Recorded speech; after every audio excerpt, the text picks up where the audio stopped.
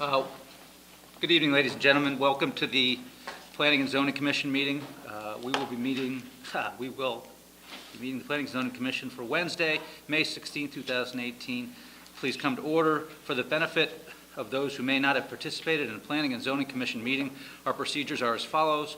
We will read the legal call for the meeting as published in the local newspapers. The applicant will be invited to come forward and present the case, explain to the commission and others present what is being requested of this property. Comments of town agencies will be read for each application if there are any. There will be clarifying questions from the commissioners. There will then be the opportunity for clarifying questions from the audience. First, those who wish to support the application may come forward, and second, those who oppose the application will be invited to come forward and express their opinion. As this is a public hearing, it must be recorded. It is necessary for speakers to identify themselves, state their name and address before addressing the commission. The applicant is then free to leave or remain for the balance of the public hearing and the regular meeting, at which time the commissioners will try to reach a decision on each application. Each applicant will be notified in writing as to the decision of the commission and has a right to appeal in Superior Court if desired. Decisions of this meeting are available the day after the meeting by calling the Planning and Zoning Office, 453-8039, after 9 a.m. Seated this evening are Matt Yurzinski, Dick Wallace, I'm Phil Johnson, Alan Brown, and Scott Edmond. Frank and Josh Hirschman, my apologies. Frank might be here, Frank might not be here, but we will proceed. Staff present are George Kroll, Aaron Mannix, Lisa Piombino, and our videographer is Peter Schultz. The secretary will now read the legal notice.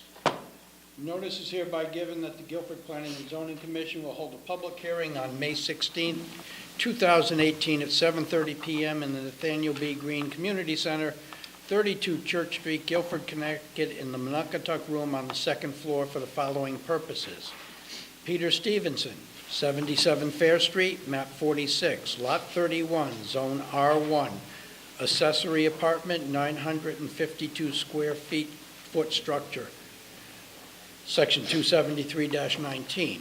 Robert Charney, 2 Long Hill Farms, map 85, lot 1, zone PRD, special permit for change in PRD second floor addition to an existing house, section 273-19.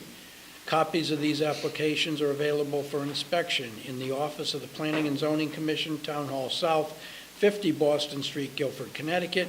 At this hearing, persons may attend and be heard, and written communications will be received.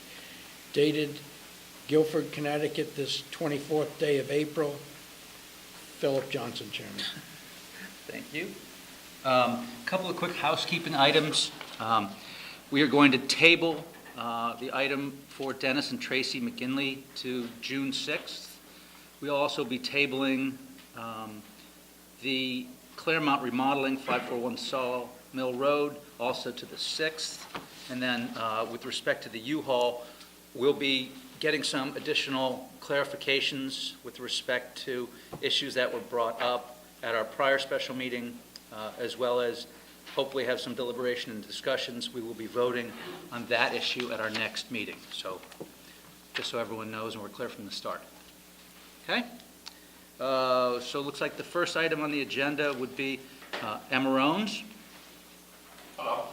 Good evening, everyone, ladies and gentlemen. Just a question.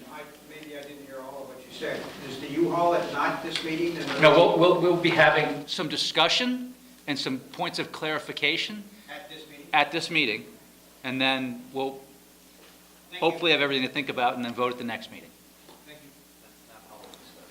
Not public discussion, just you'll be able to hear us go back and forth on different issues. Sorry, please continue. That's fine.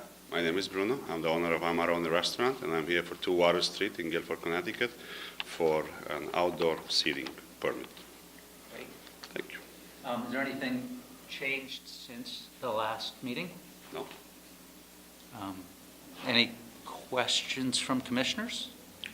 Just I don't recall, but maybe this came up. I had one of those moments. Seating is compatible with ADA and enough space given on Water Street. Thank you very much. Yes. What it is? It is ADA compliant with the seating outside? Yes. But basically, I'm also saying to George, this went through staff. fire, police. There's one condition that we have in here that I just don't know if it was, we talked about. No outdoor music is allowed. Is that a problem? No. Did you have any sort of desire to have outdoor music? Any other clarifying questions from the commissioners? Did, I is don't it from think the they last didn't- one? Just to be redundant in our thinking, they did not propose outdoor music. We know that they have no intention. If it was going to involve outdoor music, it would be advertised that way so that any neighbors or whatever could have their views known, but there's no intention to have outdoor music, so. Are there any questions from the audience? Would anyone like to speak in favor of this application? Anyone like to speak against? Close the public hearing. Second. All in favor? Thank you. Thank you very much. Have a great evening. Thank you. Second item on the agenda is Jeffrey Jennings, 159 Mulberry Point Road. This is for a special permit for an accessory apartment over the garage. This is your second public hearing. So, Jeff Jennings, 159 Mulberry Point Road. What else do you need? Anything changed since the last hearing? Nope. Anything we need to be concerned about? Any clarifying questions from the commissioners? It was pretty straightforward last time. That was the hope and intent. Does anyone in the audience have any questions for the applicant? Would anyone like to speak in favor of the application? Would anyone like to speak against? It appears that we don't have anyone in favor of or against, which is good, except you're in favor of it, so that's good. Okay, we'll close the public hearing. Motion. All in favor? Thank you. Thank you very much. Unit Owners Association, please, at the Guilford Yacht Club.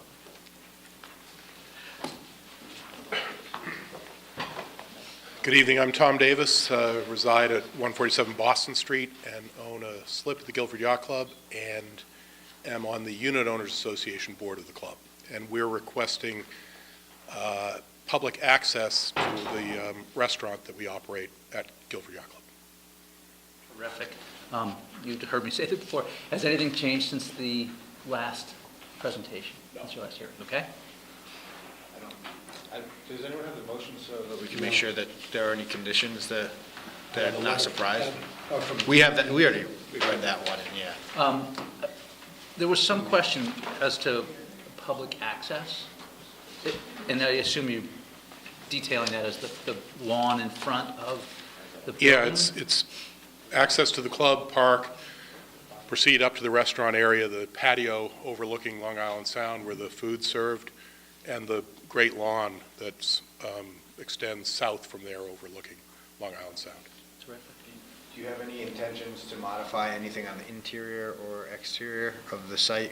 No. Any other questions from commissioners? I think it's a great idea. I think this applicant's been here, this has been going on for a while. They, in stages. Well, we went through the, You want getting to get the the zoning vote to- change to change, allow right. restaurant. Now, this is the restaurant specifically. We heard all of that before, too. That's been very enjoyable. Any questions from the audience? Would anyone like to speak in favor of this application? Would anyone like to speak against it? Someone want to make a motion? I'd like to ask one question. Ed, Sure. About the front end of it down near the water. There won't be, people who come into the restaurant will not be allowed to go down into the boating area? No, and that's been the standard, just for the docks and the walkway that joins them, for liability reasons alone. Yeah, that's correct, yeah. Okay. Great. And that's not dissimilar to the town marina, where the gates. Boat owners only. Right. So, I'll make a motion to close the public hearing. I'll second it. all in favor? Very good, thank you. Robert Charney, 2 Long Hill Farms, map 85, PRD. Robert Charney, White Birch Drive, Guilford, Connecticut. I'm here on behalf of my client, Patty Biller. I hope you've all got the drawings. I neglected to blow them up very large, but we submitted some. So my client owns a small single-family house at Long Hill Farms. It's a Cape, one-bedroom with a breezeway that's attached to a one-car garage with finished space above. In order to access the finished space above the garage, you either come up a rear stair, exterior, or you walk across the roof of the breezeway.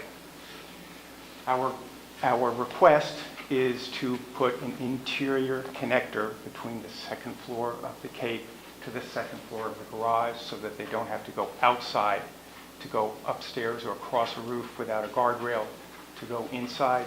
Because it's a PRD, we're increasing the amount of interior living space by 110 square feet. We're not changing the lot coverage. We're not exceeding the height of the existing building. We're not making any changes at grade level. We've got a letter submitted that the design's been approved by the Homeowners Association. We've submitted a letter requesting getting rid of the need to submit a site plan because we're not doing anything at grade level. And that's really the basis of the application. You should have all received this just to give you a sense of the scale. That yellow is the addition on the second floor of the breezeway. And in regards to the look on the outside, and I'm happy to go through the plan, but again, if you look at the top and the bottom, before and after, it's very simple infill in character with a picturesque cottage that's all over Long Hill Farm. That's the full extent of our request at this point. I'm happy to go through it in more detail. We've submitted the plans and other information as required by the application. Anything we specifically need to know? This is a little bit overkill in terms of the process Right. to deal with this particular type of application, but because it's a PRD, literal reading of the regulations suggests that a special permit has to be modified, and that's why it's here before you. As you know, we have a two-meeting requirement for special permits, so what we'll do is someone would, once we get through questions, clarifications, someone make a motion to continue. So, commissioners have any questions? Well, I have one comment. Do we need to rule on the site plan waiver today? Okay. We were told that if you didn't approve this pretty quickly, it was going to interfere with someone's wedding planning. So we really expedited all of this for you. I hope the wedding still is on, right? Oh, good. Phew. I'm really nervous about that. Two weddings? Oh, my gosh. Are there any questions from the audience?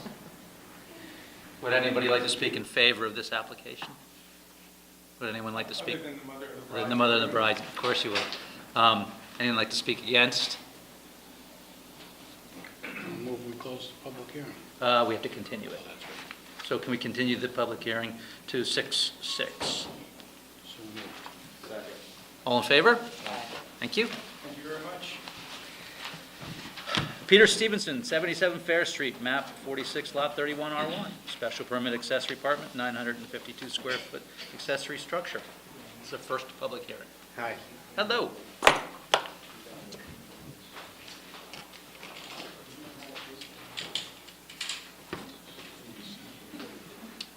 I'm Peter Stevenson, 77 Fair Street, Guilford, Connecticut. This is a picture of a lot, and we're applying for a special permit for the rear building on our lot. It's a freestanding, self-contained building. It's a residence, or a part-time residence and an art studio. We have a pre-approved variance for this with conditions that there's no additional parking and that we have to wall off the art studio, which has its own entrance. There's a couple of changes to this since I've gotten involved with this process. There's no additional parking proposed. There should be a note in your packages for that. Also, this, as I said, this gets walled off So that brings it down to the 952 square feet, and I have a couple of comments about this building, if that's okay? Sure. It's unique on Fair Street. It was built in 1984 by a local architect and builder from Guilford, and it was prior to the historic district. And it's a fairly large building, as you can see. It's not being used for anything, and really what we want is a kitchen in the building to make it useful again. It's not being used now. It does have a full bath, a living room, bedroom, and this is just a sort of a closet room. These are decks. This is a deck, this is a deck. So, and when this was built, it was all to code. Since the historic district, the codes have obviously changed. And there was one other change I wanted to tell you. Yeah, I think that's it's also unique because it has its own septic, and it has its own electricity, and it has its own water. So it's completely self-contained. So what we're trying to do is, we live in this house, and this house is just being unused, and I just think it's time to do something with it. You're aware that our regulations state that you have to reside in one or the other? Yes, we Okay. do reside here, yeah. Right. So I guess whenever these come up, some people have concerns that people are going to rent out two houses. Yeah, So just want to make that very clear. yes. Okay. So right now, there's the main property with the house, with occupants, and now you have an art studio there, Yeah, this already exists, yeah. and you're applying for, To renovate it? to renovate it into a Oh, apartment? it doesn't need renovation, just want a kitchen. A kitchen for an apartment? Yes. And you don't have any extra parking? We have two-car garage here and the driveway here, which fits. Right now, there's 2 cars in here, and at the moment, we have 3 cars and a 5x8 trailer that fits, so I don't see a problem. Oh, here's the change. I remembered what the change was. You should have a note from Dennis Johnson. We went through this room by room. For some reason, on the accessory card, it's listed as a 2-bedroom. It's not a 2-bedroom. He said he would put a note in. It's a 1-bedroom. We have a letter, I can read that in right now. It's Okay. from Dennis. It says that the applicant's proposed 1-bedroom accessory apartment is currently served by its own septic system, which is adequate in size for the proposed use. It is recommended that the applicant's proposed special permit application be approved. Thank you, Josh. But I did have a couple follow-up questions. Sure. So for the current art studio, is it occupied by a business, or is it just you? Oh, no. Okay. No. It was an art. My dad was an artist, so he built this. It has. Yeah. All right, just because we've had people complain about, and I'm sure you're aware that Fair Street sometimes can be tight parking, so if there's people parking for the art studio and people parking for the apartment, and then you get some overflow onto the street. I just know that. Right. This would be used by us, and at the moment, it's nothing but storage. How many spots do they have for the driveway right now? They're required to have 3 spots to have an accessory apartment, so there's 2 in the 2. garage and then 1 in the driveway. There was a variance granted in 2007 for this back building in hopes of converting this structure to an accessory apartment. They just never went any further. There were 2 conditions as part of the variance. One was that this back artist studio, the 16 by 30 space, is not included in that and be walled off through the interior, that no additional windows be added to the rear, and that no parking of any vehicles closer to the rear yard than what's currently provided. So that's why those 2 extra parking spaces have been eliminated to comply with that condition. I thought of something else. Nothing is going to change exterior-wise from what exists right now. There's no reason to change anything, and it won't. It's just the addition of the galley kitchen. It would make it useful for family. It would make it useful for future residents. It would make it useful. Any other clarifying questions? Are there any clarifying questions from the audience? Would anyone like to speak in favor of this application? In favor? Yes. Come on up, state your name and address for the record, please. Should I stay here? If you'd like. Yeah, Okay. we're friends. Okay. We're neighbors. If there's any questions. My name is Ed Seibert, and I live at 78 Fair Street, which is directly across the street. And I have no objection whatsoever to this and would urge you to approve it. Thank you for coming out. Yes. I was waiting for your next question. Oh, you're more than welcome to come up and ask a question or make a statement in favor or against. Yes. Come on up, sure.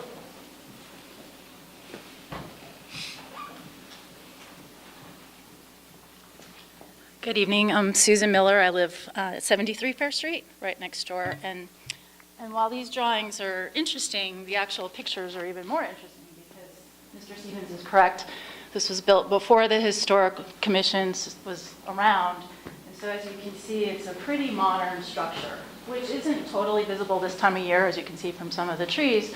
But in the wintertime, it is quite visible from our home. And as you can see, the structure itself is not historical, and this is a view from our second floor down into their driveway area. So we are absolutely concerned about parking and cars and renting it out other than to family and friends. And we're aware of the 2007 variance, and we're all for helping our neighbors make it usable for themselves. We're really concerned about renting it out and having a B&B, Airbnb on Fair Street behind us. And as it is, there's lighting that's sometimes lit up that's a little intrusive from light pollution. And so we're concerned about what that does to the overall historical factor on Fair Street. And really the intent was to be, as Mr. Stevens indicated, for his dad, who was an artist. And there's quite a few artists on Fair Street that have barns converted into an art studio, which is fine. But once you start putting a kitchen in, our concern is who's going to be there. And if they sell their property, it's probably not going to just be relegated to family and friends. So we have a concern about that. I guess what I would suggest is, we're somewhat bound by our regulations, or not even somewhat, we are. So the conditions for an accessory apartment is the resident has to live in one or the other, and they do have the right to rent out the other one. And we can't not have that. This is, obviously, they're not making any exterior changes. You might chat with them about the light situation, but that's really not within our purview. Anyone else want to comment about that? So my clarifying question is, since this was done prior to the historic committees being around, now that they are in a historic district, things are different. So probably the structure wouldn't have been built anyway, but we're not complaining about that. I think it's just, for many, many years, it's been a studio, and now by adding a kitchen, it can become a lot more. And most likely, it will be sold off to somebody who would definitely want to use it. And the concern is, yes, we understand that we can't change that, but with more Airbnbs being put around town, it's probably a future consideration. One of the things you might think about is going to the zoning committee. I don't believe that there are any specific regulations on rentals. Right. So that would be something, if you went to the, Josh, your chair of the zoning? Yeah, I don't know what happened to the Airbnb Well, regs. it's a interesting kind of theoretical legal question. If this is approved as an accessory apartment, then the owner of the property who lives in the main house now could rent it to another individual or household. There's no ambiguity about that.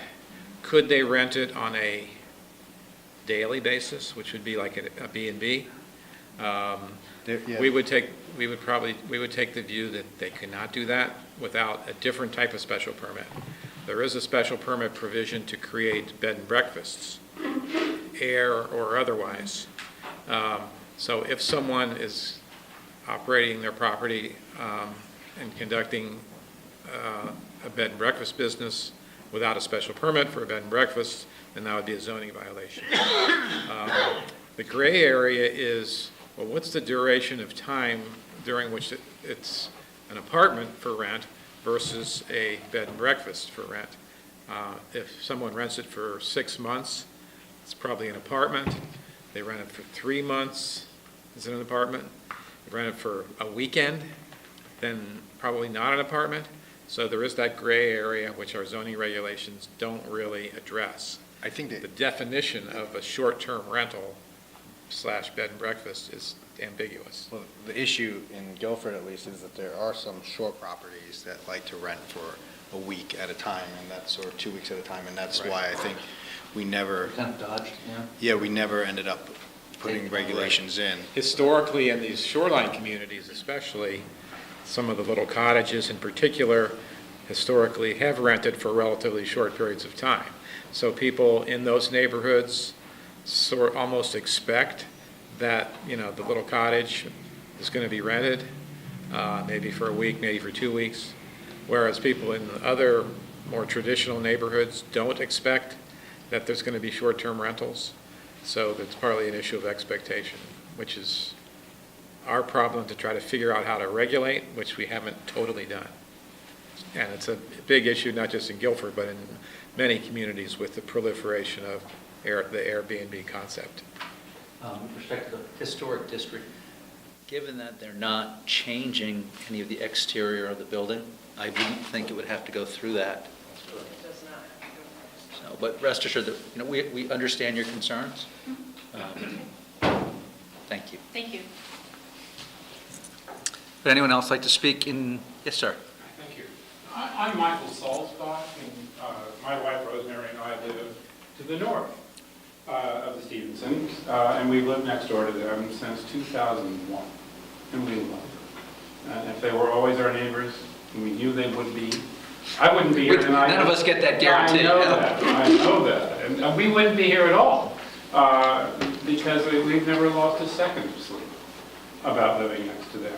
But I want to do two things, because I think you have a little more power, because this is a special permit, to act on some things that you might not normally. And I have in mind lighting, and I'll get to that. I also want to make sure that if it's granted, and when it's granted, because I'm not sure there's a site plan, and it's very important to us, and I'll explain why in 2 seconds, that the parking be exactly where it is now, and that be clear from the permit that's issued.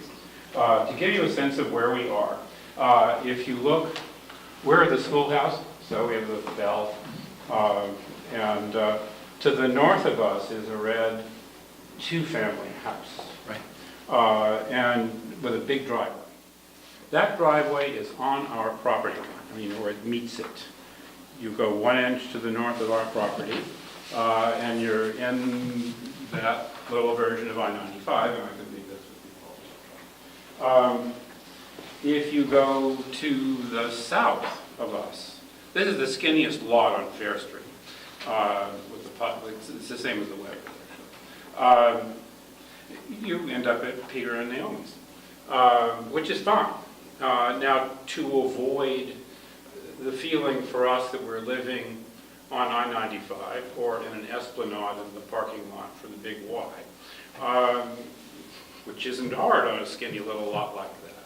Our driveway actually is grass, and it's skinny and it's long. It's 212 feet, as are these lots. And our concern, and you can see from this photo, that, and the app doesn't call for this, by the way, but if a driveway were allowed for parking in the back, now we really would be living on an esplanade on Fair Street instead of the parking lot for the big lot. So that's why, again, we don't want to stop what Peter and Naomi are doing. We want them to do exactly what has been described to us, and I just got back from a long trip, so I'm a little jet lagged. We would like them to do just that, and we don't want to wake up one day and discover that there's a big fat driveway on the other side of this. You can do that. You can grant what they've asked for, and you can make it clear in the order that that's what you're doing. By the same token, when we get to lighting, and again, the neat thing about the Stevens is they've got these two lights that I'm going to talk about. They have never turned them on in a way that was intrusive or annoying for us, ever. But they're there. And the lights that I'm talking about, this is from our bedroom, the photo I'm going to show you. And there are two lights. There's really a third, but you can't see it. One on the north side, which is a light fixture that comes out and it's got just two screw-in floodlights. And then on the west side, also visible from the bedroom, is one of two big round globe lights that were very popular when this building was built. The problem is if you turn them on, you feel like you've got a locomotive headed your way, which can be distressing. Never has been for us. I mean, these guys, nobody has ever turned those things on but once or twice, and if they needed to, they did, and that was fine with us. Here's another photo of the fixture. That's on the north side, and one of the globe. So you've got another hearing on this thing. I'd like to talk with Peter afterwards. I think, what I'm hoping we can sort out is how Get some downlighting or something yeah, to that exactly, effect. how to deal with these lamps and make that part of the ultimate. I don't know to what degree we certainly, he has, explained that these will have people parking in his driveway. I don't know that we have the authority to restrict him from. To where they park? Sure you do. Well, if he's got additional parking. No, in other words, it's the way it is now is fine. Right. But I So mean, if he you- said to a potential tenant, I want you to use my right-hand garage bay. That's all right. Right, I know, but, But what you can say is no more parking surface. Right. You can do and that. that's, And Peter's saying that too. I mean, we're not in a Right. fight here. I think that was in the variance as well. Well, the variance was talked about setback from the rear, as I read it. I don't think it talked about anywhere else. So you could move over. My concern is that would protect the very back part where the studio is. What we don't have is that lane right next to me, and I could wake up tomorrow with an asphalt strip on my property line, just like the other one. It could happen. But you can make that part of it. Could we make a condition of approval that the impervious surface used for parking will not be increased in size? Yes, we can do that, absolutely. So that's what I'm saying. We're not trying to stop it. We just want it clear that what's happening is going to be all that happens. And that's all we want it just like it is. I understand. And that's, I think, what Peter and Naomi are proposing. For some time, actually, one of Peter's sisters lived there. Yes. And that was fine. She's actually a really neat person. So, I mean, all in all, I mean, you're looking at a very collegial, friendly neighborhood. And so our concern isn't what happens with Peter and Naomi. Our concern is if they sell it to somebody Sure. else who doesn't get that. Peter, would you have a problem with that condition? Oh, no. Okay, could we potentially draft something to Or that the effect? lights, not a Okay. problem. We can change that. Terrific. It's nice to see neighbors getting along like that. This is our neighborhood. Well, no, trust me, we've seen a lot where it's not quite so nice. Perfectly fine. Terrific. So that's all I have. Thank you. Thank you for coming out to speak. Thank you. Any other questions? Would someone like to make a move to continue? I'll move to continue to June 6th. All in favor? Thank you. Approval of a revised agenda. We'll move to deliberation of public hearings. Claremont was tabled to the 6th, so we'll go with Emerone's. Everyone's voted, the Guilford Planning and Zoning Commission Commission approve a special permit for outdoor seating at Amarone's Restaurant, 2 Water Street, map 32, as shown in an application dated 4/3/2018, and proposed outdoor dining for Amarone Restaurante dated 4/3/18, and as described in a meeting of the Design Review Committee on April 11, 2018. This application is approved with the following condition. The only condition is that no outdoor music is allowed. This application is approved based upon a finding that it conforms with the zoning code, and there will be no adverse impact on the adjoining property or activities. The special permit is effective on May 25th, 2018, and upon filing with the town clerk. Discussion?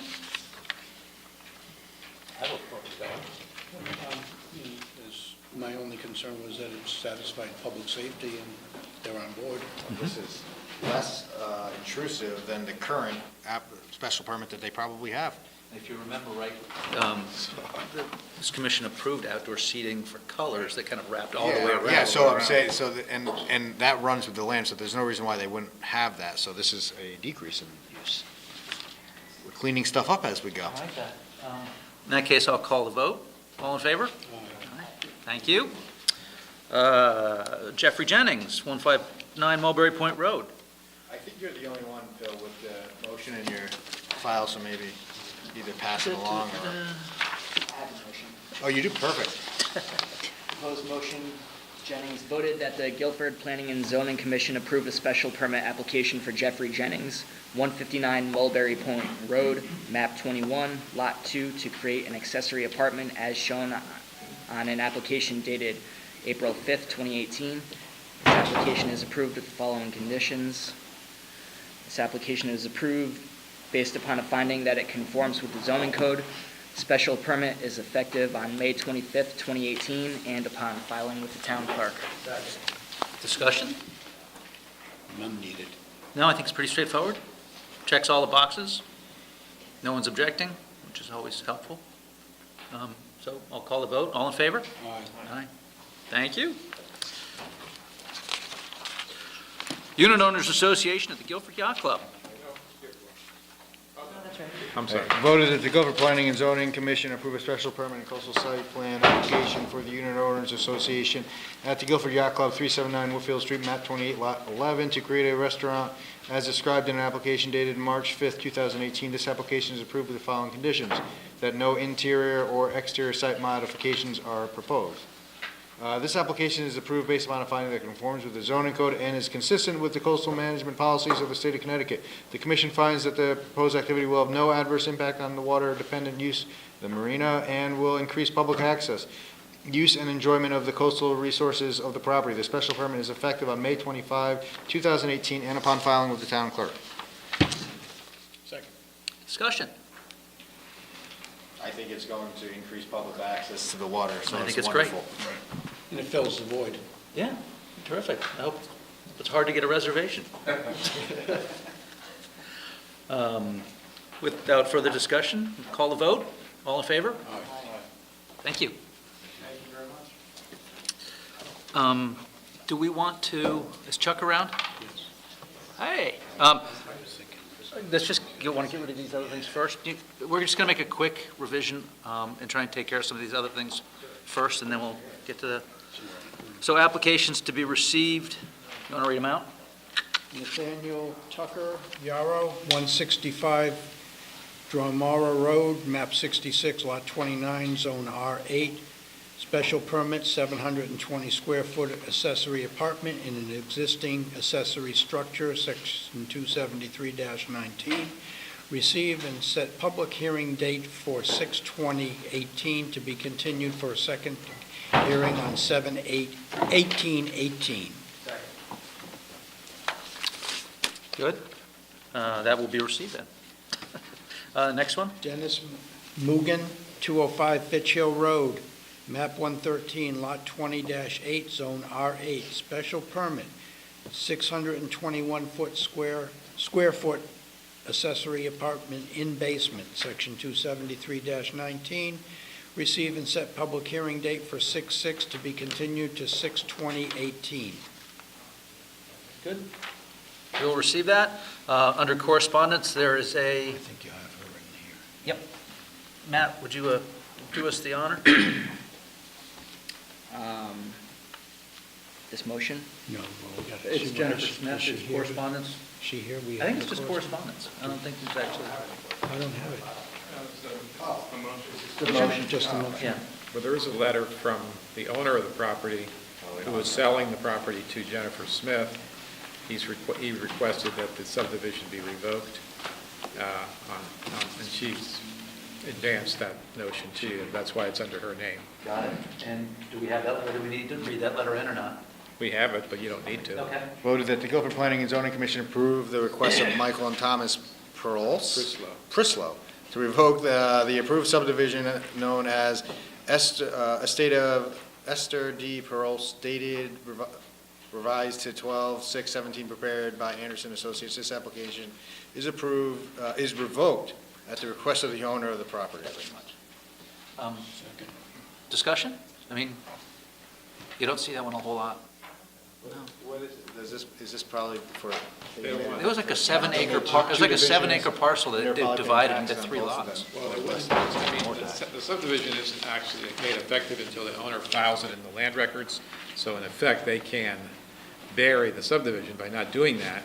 But this makes it extra clear that the subdivision isn't wanted anymore because the owners want to consolidate what was approved into 3 lots, I think it was, into 1, and therefore not have to pay taxes on 3 lots, or possibly have to pay taxes on 3 lots. So. Okay, in any event, any other discussion? Call a vote, all in favor? Aye, thank you. Under other business, we'd like to appoint Matt Yerzinski to the Southern Connecticut Regional OG. Council of Governments? That would be great, thank you. We look forward to your reports. Just Hatched would like to do their tent again, but is anyone here from Just Hatched? Or do we need to have anyone here from Just Hatched? We do this every year. It's just basically a tent for 2 weekends. So it's Just Hatched, 112 State Street, map 48, lot 8, zone C2, request to erect 20 by 20 tent in the parking lot, July 12th through 14th and July 19th through 22nd. Any questions from commissioners? Is that a motion, Phil? Oh, it's just a question. If they do, it's happened every year, but they don't have the room to put a bigger tent over there. Yeah.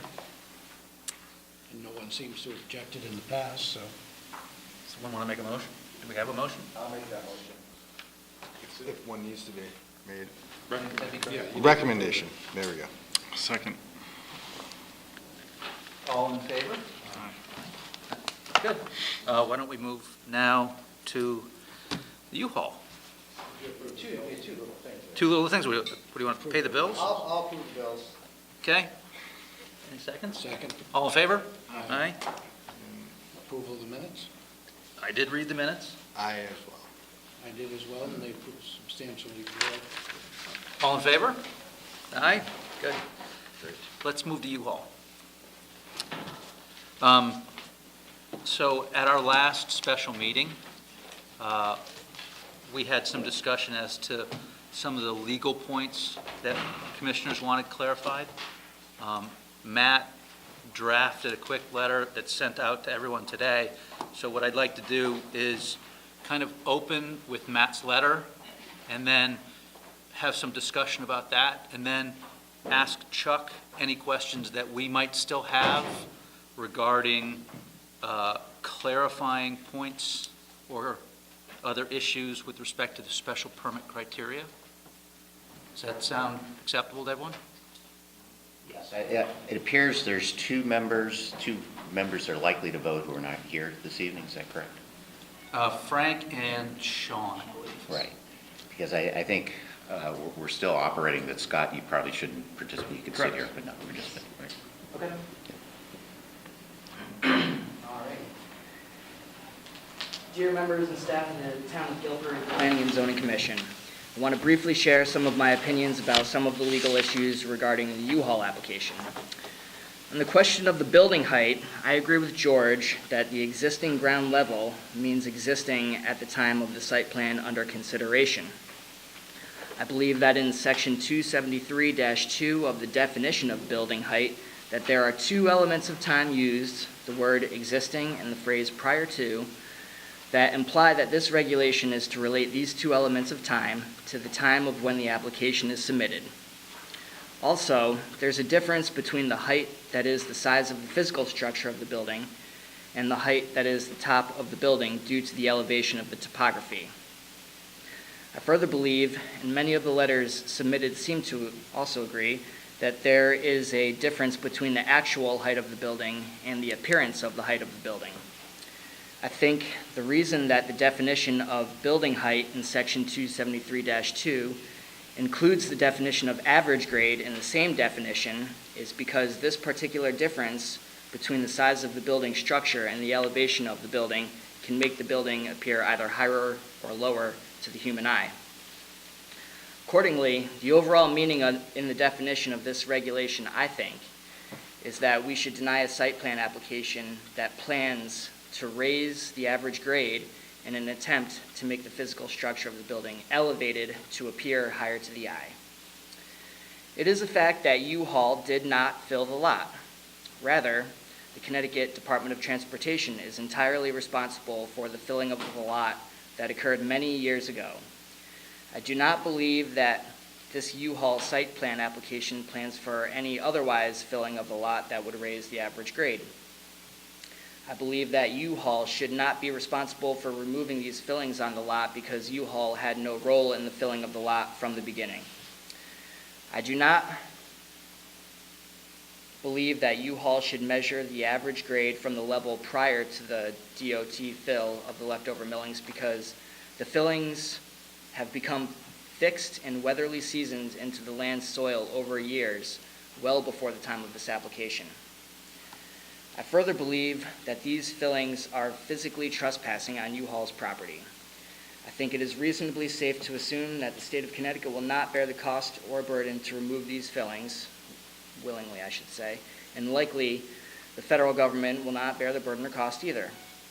I certainly do not think the town of Guilford should bear the cost or burden of removing these fillings in order to meet a certain definition of average grade that we interpreted from our own regulations. Accordingly, I do not think we should place the burden or cost to remove the fill on the innocent property owner that wants to do business in our town because this may set bad precedent for economic growth. Therefore, I think that this U-Haul special permit and site plan application accurately measures the average grade as defined in our regulations. On the question of the nonconformity of the lot, I believe that the nonconformity has positively continued. There is no evidence of a discontinuance of the nonconformity because none of the items listed in section 273-13F have occurred. The Grass Island site plan application alone is neither an objective or subjective act indicating any intent to discontinue the nonconformity. The site plan application for Grass Island Market did not positively indicate any intent to discontinue the nonconformity. The U-Haul trucks in the Grass Island site plan application were also parked in nonconformity, which is an indication to me that there was no intent to discontinue the nonconformity. I believe that this U-Haul application before us does not make the nonconformity any more in nonconformity compared to the Grass Island site plan application. I think this U-Haul application is much less injurious than any previous nonconforming use on the lot. Further, the U-Haul trucks have been continuously and routinely parked along Route 1 for many of the previous recent years, since the Grass Island application and well before this site plan application, which is a further positive indication to me that there was never any intent to discontinue the nonconformity. Also, I believe that the owners of the property expressly stated that there was never any intent to discontinue the nonconformity, which is a conscious step to continue the nonconformity. As a Planning and Zoning Commission, we have action and strategy responsibilities specifically for the Route 1 corridor as provided in the town's Plan of Conservation and Development, updated and adopted July 15, 2015. Commercial development, redevelopment, and other economic activities should be targeted towards the areas along the Route 1 corridor. These activities are still limited by particular zoning in each area. The most important goal of economic development is to grow the grand list. There are a limited number of undeveloped properties in Guilford that have been zoned commercial or industrial, including this U-Haul lot. It is important to seek suitable development for these properties and to look for additional properties that could be developed or redeveloped. Economic development must be actively promoted, not passively or reactively. In addition, walkable neighborhoods should be encouraged in other parts of town, especially Meeting House Hill, Guilford Lakes, and Route 1, east and west. I'd like to make some further points about the character of this TS zone U-Haul lot. It's not located in the historic area of town. There are no coastal views from this lot. There is no farmland or agricultural view from the lot, and the lot is not located on a rural road. Overall, I think that this U-Haul special permit and site plan application is a suitable development for this TS zone location in town that is in accordance with our regulations and our plan of conservation and development. I'm happy to discuss any of these issues or others in more detail. One additional thing I would like to suggest is in an attempt to maybe make a reasonable compromise, perhaps we should make a condition to the application that the interior storage doors and walls should have a smaller percentage of the surface area that's an orange color visible from the outside, maybe 10, 15, 20, or 0%, and the rest of the percentage of the surface area color of the interior doors and or walls visible to the outside should be a more neutral color, like gray. I think the condition may relate to section 273-118B2C. Thank you for your time. So, just a quick clarifying point. I don't think at this point we can make conditions on their application. It is what it is, and it's presented as it's been presented to us. If we were going to go back to them and say, we want you to change this, this, and this, is that permissible? Sure, yes, you can make conditions. So we can say to them, we don't want your lights on after 10 o'clock, we don't want the doors orange, we don't want whatever it is. In my opinion, you can make any reasonable condition of approval, especially with a special permit application. What's reasonable, or is subject to debate, of course, but I think you have a lot of latitude to make conditions of approval, absolutely. It should be grounded on the regulations. Another couple of points of clarification that I'd like to make on Matt's letter. I reviewed the tape, and I don't think you came right out, and I'm talking about George, you came out and said that you agreed that the existing grade is that which is there right now. I tried to You kind of kicked it back to us and said that's up to the commissioners to decide. It is clearly up to you to decide and make interpretations. I think maybe the way Matt stated it is a little bit more unequivocal than I came across. I tried to be as diplomatic as I possibly could. And my point is that there is ambiguity about the issue of the length of time that, fill on a lot is present and the extent to which that's the number that you have to draw from. And my basic conclusion is that you have to look at the intent of the regulation. What's the intent of the regulation with regard to that limitation as to how you measure the height? If the application clearly filled the site in order to raise the building, then that's probably not allowed. If there's ambiguity, if the fill was done prior to and by other parties without necessarily any intent to raise the elevation or to allow buildings to be taller, then that's probably not, in my opinion, the fill is probably not to be used as part of the measurement. But the interpretation of all this is absolutely your call. Right. So I guess my concern with respect to the fill and grade issue is that you could bring in massive amounts of fill right now and place it on the site, grade it, and just leave it there. Because, if this application were to not go forward and in 2 years someone else has one, that they wanted to build a building to 40 feet, it would then be 40 feet plus the 2 feet that we've just put in. Yes. So one of the things that's unique about this particular application is that, or this particular issue, is that the placement of the fill there was by the state and therefore was not subject to the jurisdiction of the Planning and Zoning Commission.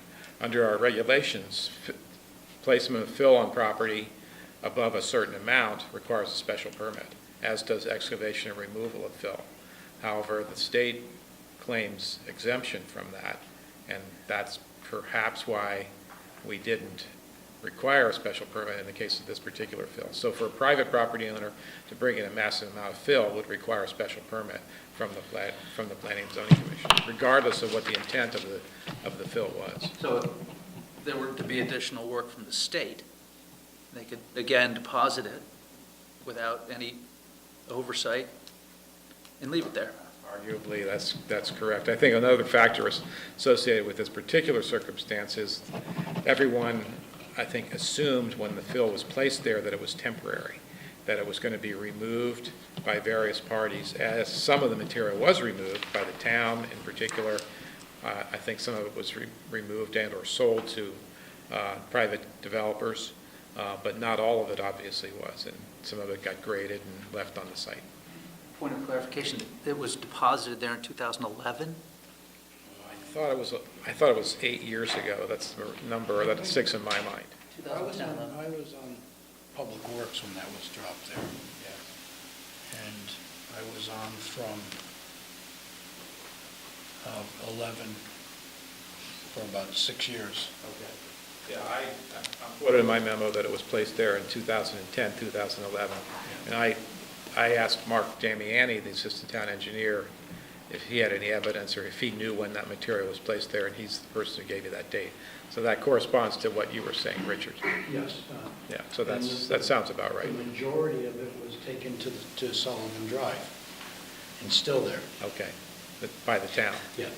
Right.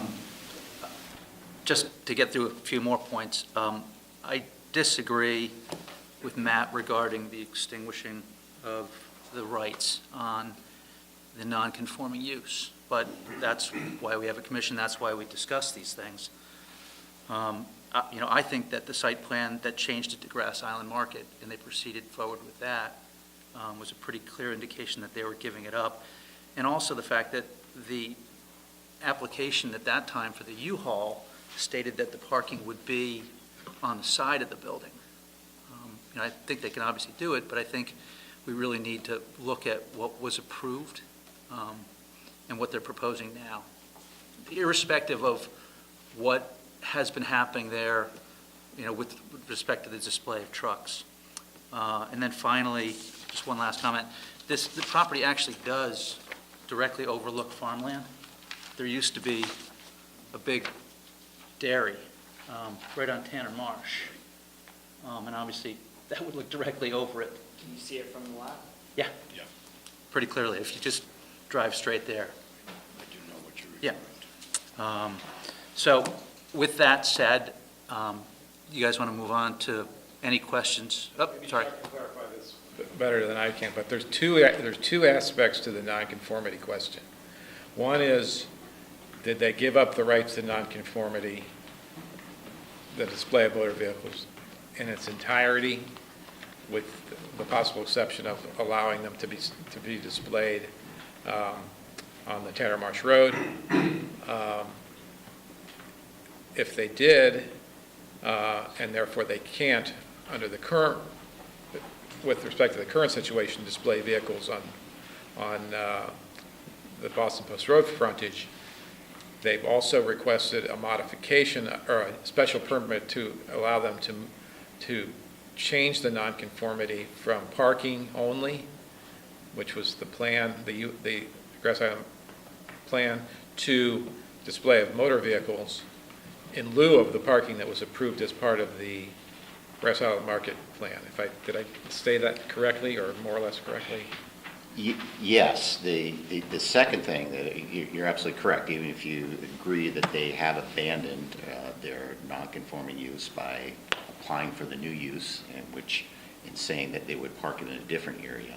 They have also applied for a special permit under section 227313, which says that when you have a non-conforming use, you can, by special permit, authorize a different non-conforming use if you find it to be less injurious, essentially. And what their argument is that even though their merchandise display, they may have even if that, they no longer retain that right, that they still retain the right to have their customer parking in the front. And they had 21 spaces where they could have their customer parking as part of the U-Haul that was going on then.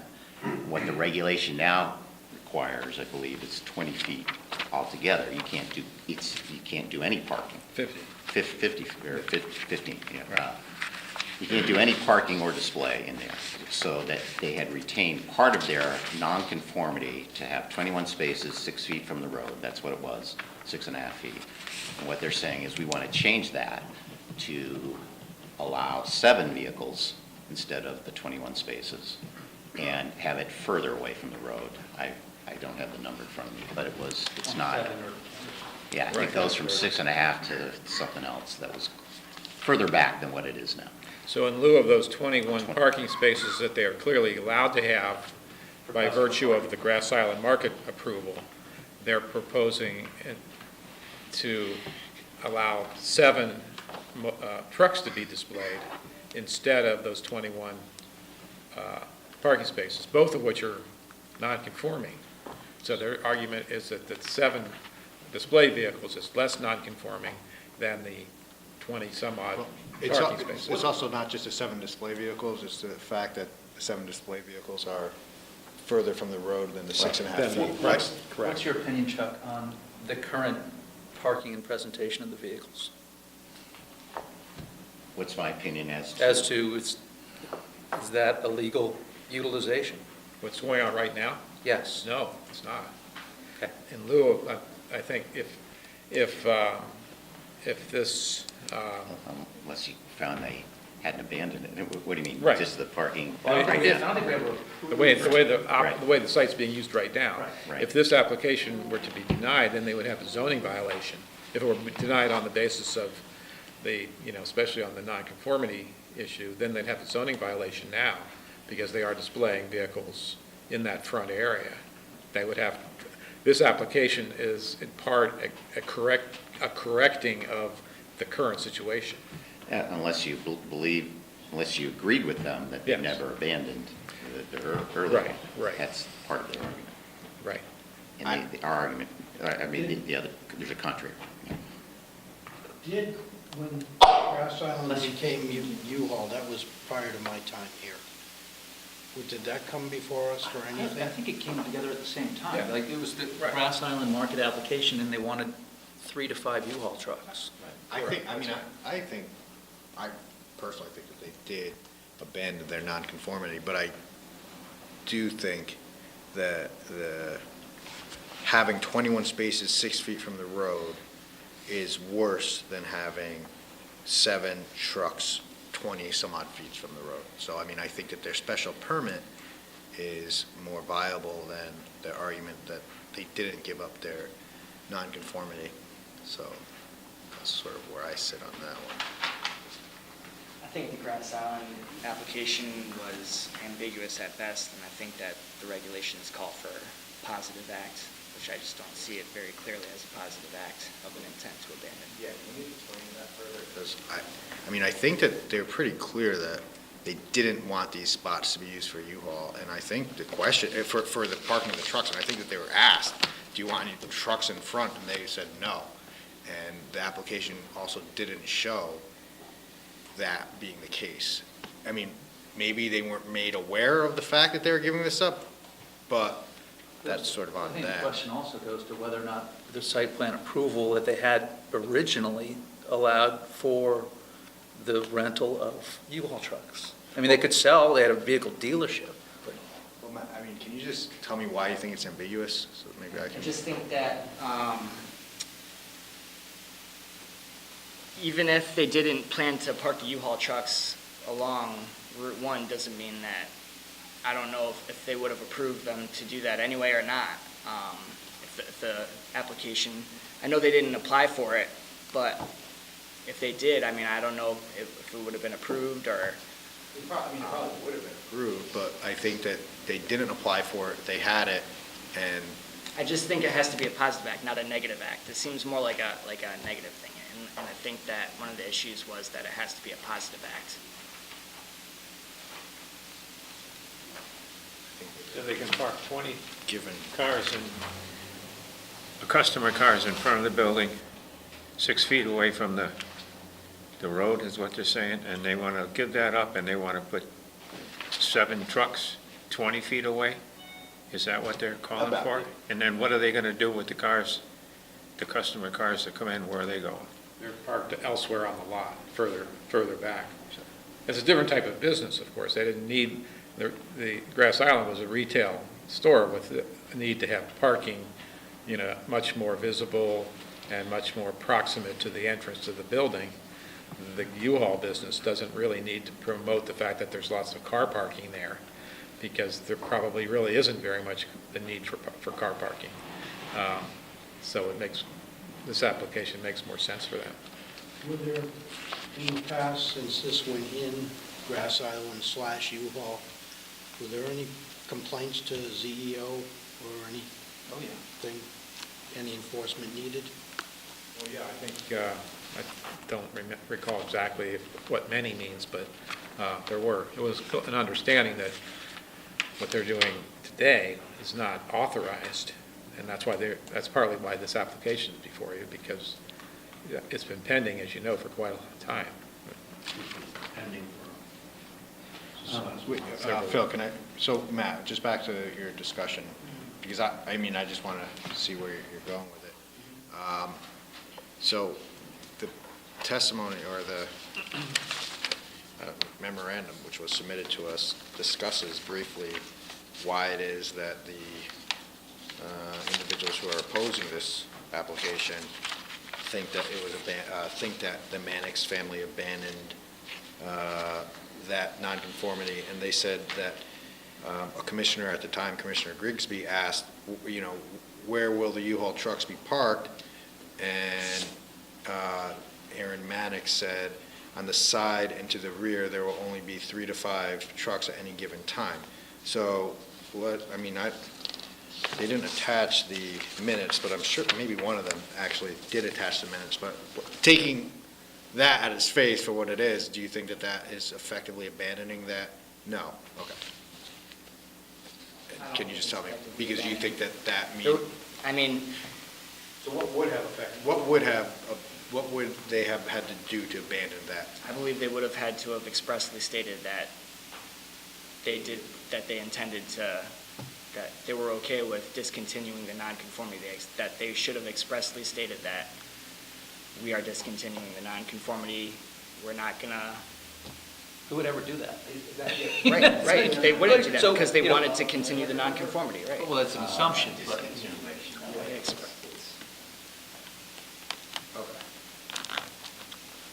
I understand. I understand what you're saying. I was under the impression... Is required on the owner's behalf to abandon? Excuse me? I mean, is the question, I guess this is the question in my mind, how much does the abandoner have to intend to be abandoning whatever it is? And that's sort of the question you're wondering.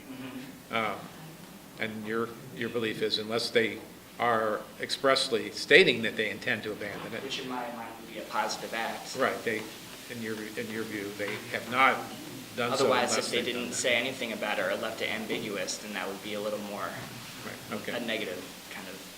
And they did submit an affidavit saying that they did not intend to abandon the nonconformity. Well, there's some stuff to think about over the next 2 weeks on that one. Yeah. I mean, I think that. You guys, can we move on to some of the special permit questions? And I'll say that... I want to clarify that. I think I sent to everybody the pages from the zoning code that bear on the special permit criteria. The first part are the generic special permit standards that are part of all special permit applications. That's the Article 10, A through F, I think it is, or maybe even more than F.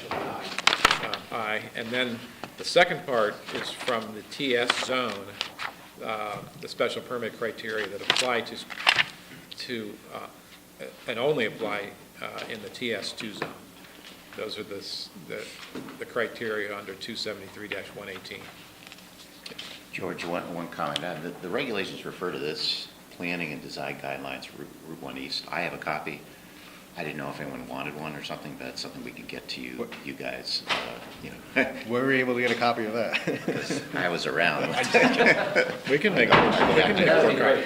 We can make more I was copies. around, and I'll just reiterate, the biggest outgrowth of Route 1 East was the creation of design review, which we still have today.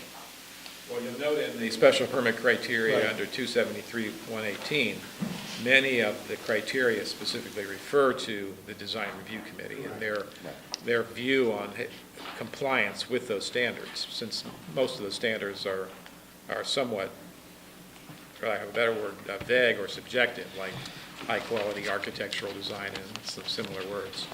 Pretty plain. I would like to ask Chuck a question, and I know it sounds like an obvious question, but that's why you get paid the big bucks. Can you define for me what screening is? The screening of a parking area, and what the intent of screening would be? TS? Uh, No, it's TS.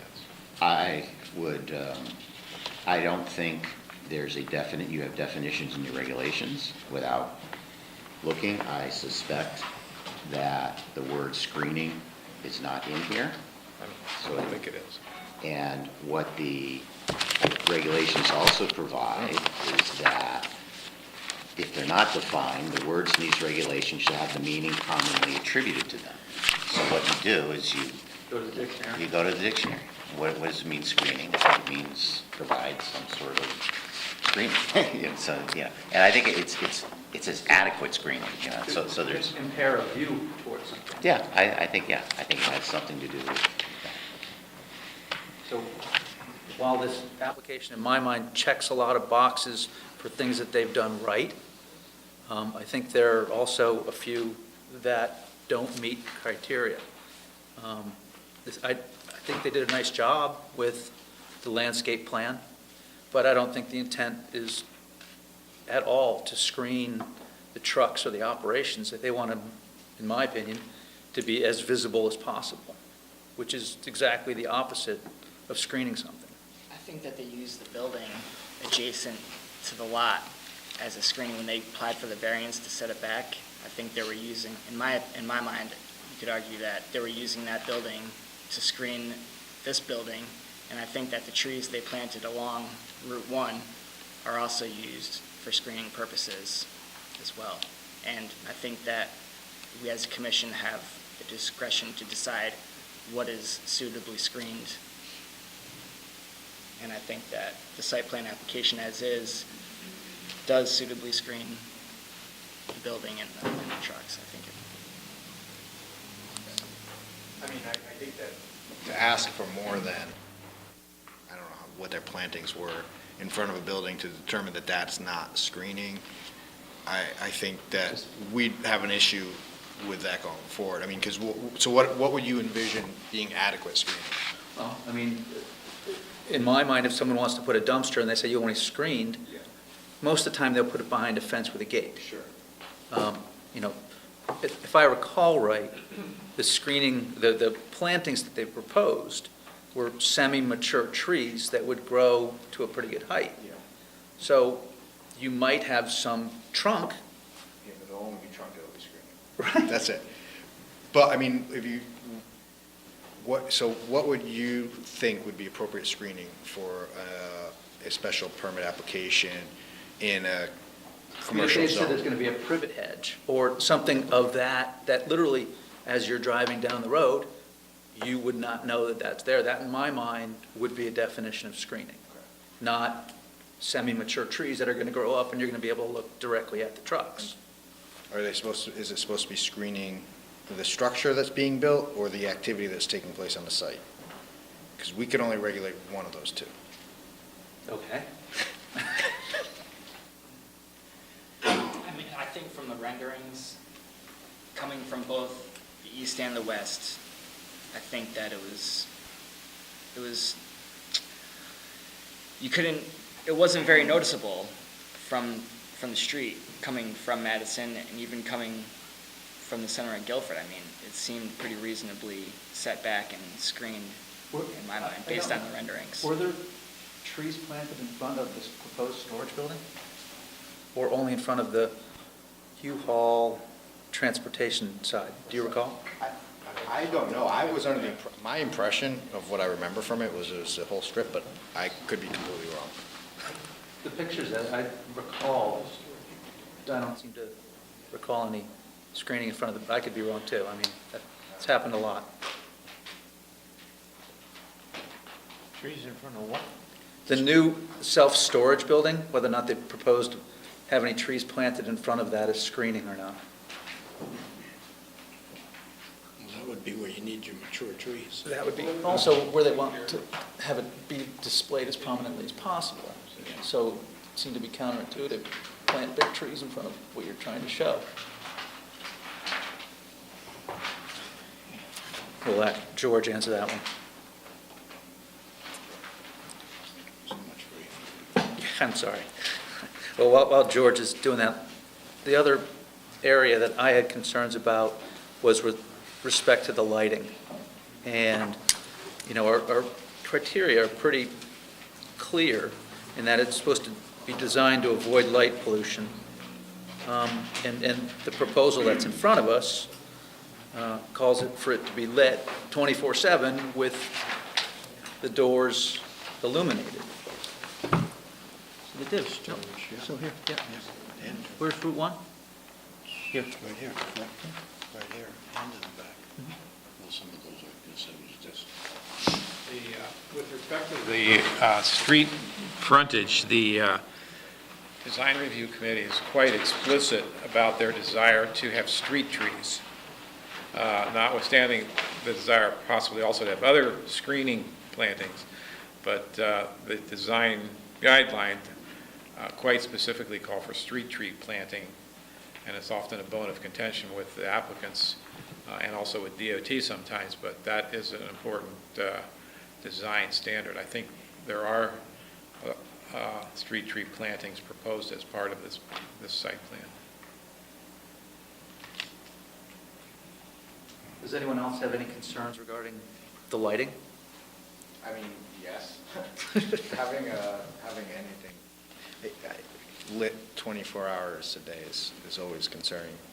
But is that the direction that every commercial building is heading in terms of having their parking lots have like those LED lights on 24/7? Is that what's going on at CVS right now and everywhere else? I don't know. I do, and what I do know is that the issue of lighting, the extent of lighting, the design of the fixtures, and the provision for modifying the lighting at various times of the day, which were described to some extent as part of the public hearing, was also extensively discussed by the Design Review Committee over a period of several meetings. And I cannot describe what the rules of the lighting that were finally agreed on, what those rules actually were, but I do know it was discussed at great length. There was great concern about several other U-Haul facilities, newly developed ones. One that sticks in my mind is up in the Providence area that was, maybe it's Groton, that was pointed to as being a really poor example of lighting.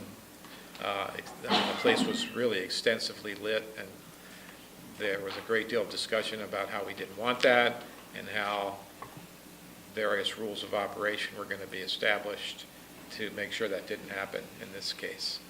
How reasonable would it be, this is to George and Chuck here, if we were to require all lighting after 11 or 10 p.m. to be on motion sensor? Is that, do you think, something that would be unreasonable, or is that something that's reasonable in terms of? Did they not state that already, that they were going to turn? No, they're leaving. Yeah, they're leaving them on. Oh, the indirect lighting over the storage. So the lighting inside the glass building is going to be left on 24. But it's going to be Dimmer, sure. dimmer. Yeah, It's going to be dimmer. almost. No, I wouldn't go almost. The whole point is to It's draw gonna be- attention to it. It's going to be dimmer. It's not going to be as bright, but it's going to be visible. I'm listening to this, and I'm saying, you can drive down Route 1, where the rock pile is, and see the new car lot with 6 floodlights facing out at the road, over the top of the cars, and there's a half a dozen other places that are just as bad, and you're worried about dimming lights down the side of a building. We're pretty explicit with the rock pile lighting. Wasn't that a huge Not the problem? rock We have, pile. everything is off at what, 11 o'clock? Soon, don't worry. I'm talking about the, Those lights we have off at 11, so if they're on past I've that. been it's a past that problem. at 11 o'clock, and they're on. Zoning enforcement I can't. officer. Aren't you talking about Land Rover? Yeah, That we didn't do. that's what I'm talking Oh, about. I thought you- I said across from the rock The pile. rock pile, yeah. land And they're Rover. glaring right out at you in the middle of the road all night long. All right, because I've gone past that at 11:30, 12 o'clock, and they are. And a lot of the other buildings going up the road have this indirect lighting on their buildings. They're all lit up. And here we are worried about what's inside of a building that they're going to turn down at 10 o'clock. So, I mean, how far are you going to go to these people? They bent over backwards to try to meet every criteria you come up with. And I thought that they said that they were going to, as far as the painting on the building, it was going to be toned down. That's what I remember. The what on the building? The storage building? The painting? Oh, okay. Well, you know, the Oh, sure. the texture of the front of the building was not going to be a bright yellow. Well, the original, as you probably heard, and as, again, design review debated for many, many months, the original design of the building was much more a Yes. traditional U-Haul look. And they changed it. And the design review insisted or asked that they hire a new architect who came up with a brand-new plan with the gray-blue kind of color scheme that you eventually saw, which was very different than what was originally proposed. So they went a long way, in my opinion, in responding to what the design review committee was asking. And it's very hard, at least with respect to the lighting, for me to be able to judge what does that actually mean, you know, the way they described the lighting plan, because it was quite a complicated arrangement. Whether that is too much lighting or too little, I can't really, it's hard to know, in my opinion. And this might be excessive in and of itself, is there a way to put in our special permit that, you know, after a year or something, we can revisit the lighting issue or condition, or is that not something that we can? That's a good question. I'd ask maybe Chuck can weigh in on that too. That would obviously be, you know, sort of ideal, that if you could come back after a year. Well, yeah, make it expire after a year and then say, well, we have issues with your lighting and you haven't been complying with what we wanted or what we thought this would be. But I mean, I don't mean to jump around a little bit. If this were to be a clinical medical facility built in this zone to the same exact specs as this, would we have a special permit hearing on it? Is that a special permit use? No, in the that's a TS permit zone? No. use. So Right. this Or- same exact facility could be built for, I don't know, a lot of different things. But it's not. I understand it, but what I'm saying, all I'm telling you is that, like, forget about, you got to remember that the reason we're here discussing this is not because of the actual structure. We have a lot of, we have a lot of ugly structures on Route 1, and we'll continue to have a lot of ugly structures on Route 1 that we don't have any sort of comments on, and we'll continue to have structures that are going to be lit up longer, as long as they are permitted, right? They can do what they want to do in the zone as long as they fit our regulations. So this is an application, we're questioning all these issues with the building because of the use. So, just so. Right, but again, we have to check the criteria to make sure it matches all the things, and then it comes to our judgment as to whether or not it meets those. To your point, Josh, we were here when DDR must have come to us changing the lighting 4 or 5 times. That aggravated a lot of people. Yes, on the commission. Yeah, it did. I mean, you come and you make an application and then you change it halfway through to worse, and you keep on making it worse and worse and worse. I mean, this is the opposite of that. This started bad and it kept on getting better and better and better. So at least we sort of have that. But who knows, they get approval, they'll come back and they'll want to make some modifications to it again and make it worse and worse and worse. We can't control that as well. I think we could think about the lighting issues. The one other thing, as you guys know, we got 2 conflicting appraisers' reports. One said there would be no impact, and one said there would be. It's hard for me to imagine if you're a residential neighbor that's looking at this, that it would not have a detrimental impact on your property value. And I throw that out as my opinion that personally, I wouldn't want to be living across the street and all of a sudden have a 24/7 lit up U-Haul built in front of me. Understanding that when I bought my house, that was a commercial property, but still, one of the criteria that we have to look at is that appropriate development and use of adjacent lots or impair the value thereof. So, what I would ask you to do is discuss and think about whether or not this development could have a potential negative impact on neighbors. I don't think we had any conclusive evidence that there would be a detriment in the property values. I mean, like you said, there were conflicting reports. I don't think anything was conclusive. We sort of need to determine whether or not it's going to be. Whether or not it comes back to our opinion as to whether or not we feel as a commission individually that the construction of this could negatively impact neighbors or would. I mean, I think you're absolutely right that if someone were to own a piece of property there and the next day a 24-hour facility goes up, they are not going to be happy with that. But whether it negatively impacts the property value, I think that's a completely different question. And it's very subjective too, because if you now say, well, hold on, I have a 1-acre parcel here in this zone that might be able to put some, I might be able to, today for my living standards, it might have decreased my own personal living standards, but the value of the property itself actually might have increased because now there might be more sort of attraction to that area. I don't know. It's just one way to sort of consider that. I guess the other way to consider it, if you had a house that was abutting and they built this, would there be people that might have been willing to buy the house before that was there that say, I don't want to live across from a U-Haul facility?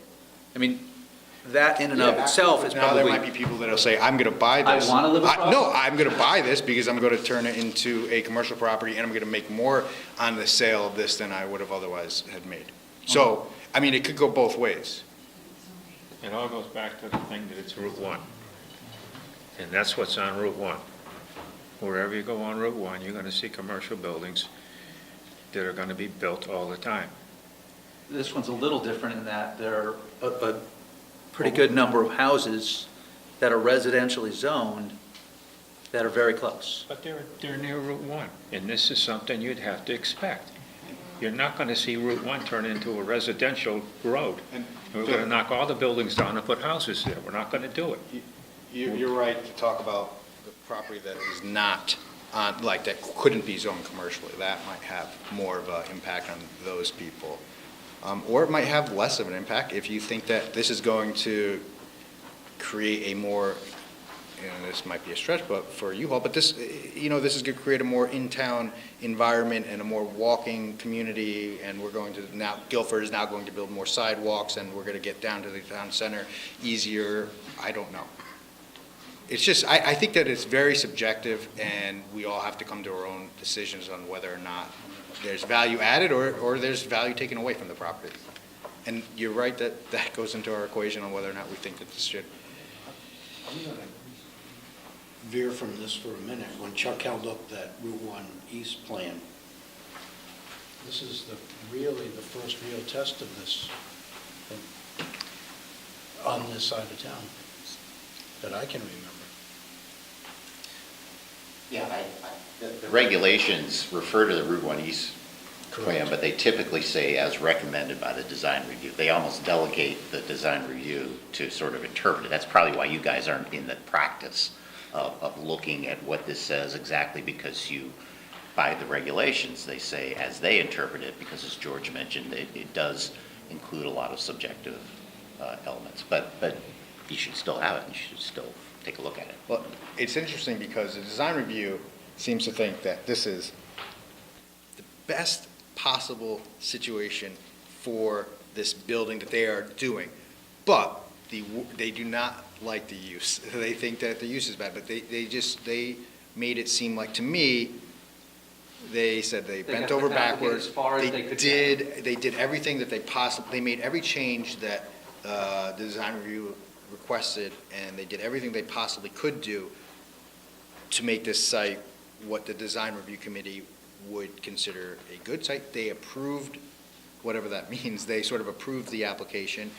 But no one, I mean, I think that given the option, they probably would speak against the application. Philip Campus, I think that's kind of what he spoke to, that while we've approved it, it might not necessarily be the best and highest use. So, We also had testimony that it's been very difficult to find other uses for the property.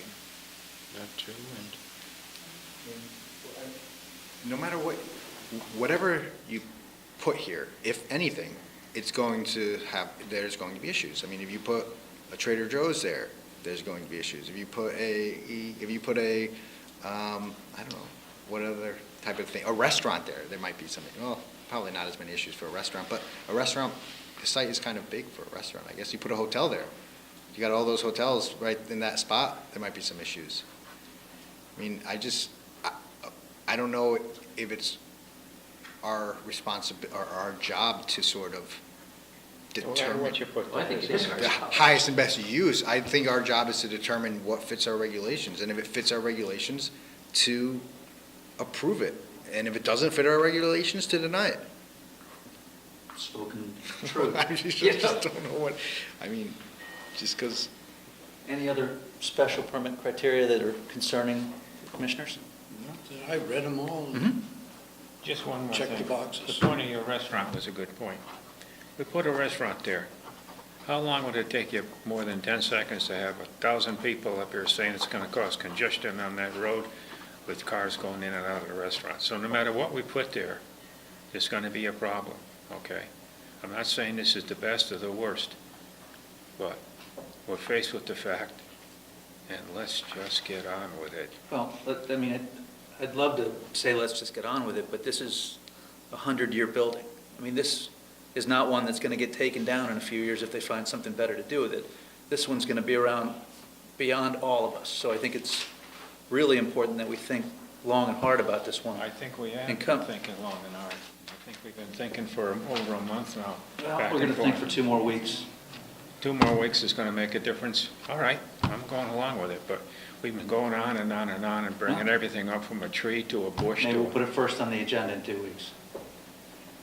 So we'll have a little more discussion. If there are any more questions, we can clarify, and then we'll have a vote. Well, our plan is to have motions drafted for the meeting on the 6th. Okay? Sound good? I'm good with it. We've gone through. Sounds good. The only thing I've got to ask council is, there's a possibility I'm going to be out of town on the 6th. Could you do a proxy vote? Or No, I think, do the absent members have to participate in tonight's meeting to be able to They have to vote? have reviewed the tape. We haven't presented anything, so. Yeah, I recommend the absent people to have participated. If you're not here, you can't vote. Right, I understand Yeah, that, but I'm right. just Right, trying to get this procedurally down just in right, case. yeah. And then possibly an alternate would sit for you if, who hasn't had, I mean, that's the dilemma you get. You try to get the pool that's going to vote.